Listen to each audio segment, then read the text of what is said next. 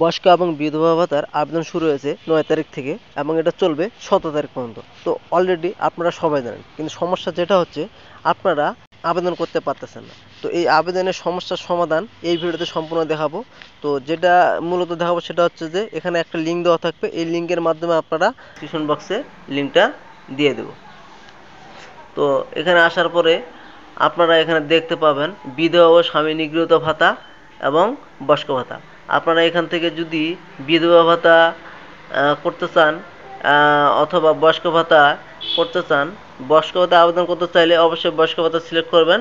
করার পরে এখানে আপনি নিচে চলে আসবেন, আবেদনকারীর যাচাইকরণ যে ক্রিয়াটা আছে এখানে আপনি দুইভাবে করতে পারবেন। একটা হলো জাতীয় পরিচয়পত্র নম্বর এবং আরেকটা হলো জন্ম নিবন্ধন। তো আমি জাতীয় পরিচয়পত্র নম্বর দিয়ে দেখাচ্ছি। তো এখানে পরিচয়পত্র নম্বরে ক্লিক দিলাম, দেওয়ার পরে এখানে আপনি জাতীয় পরিচয়পত্র অর্থাৎ এনআইডি নাম্বারটা এখানে দিবেন। এনআইডি নাম্বার দিয়ে নিলাম।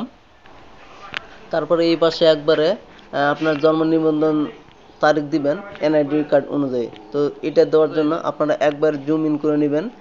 নেওয়ার পরে না হলে আবার আপনি স্ক্রল ডাউন করতে পারবেন না, ওটা সঠিকভাবে দিবেন। দেওয়ার পরে ক্যাপচা কোডটা পূরণ করবেন, পূরণ করে যাচাইকরণ বাটনে ক্লিক দিবেন। দেওয়ার পরে অ্যাপ্লাই দিবেন। পরবর্তী ধাপগুলা এগুলো আমি আর না দেখাই, আমি এটা দেখাচ্ছি এই জন্যই যে যারা পারতেছে না শুধু তাদের জন্য।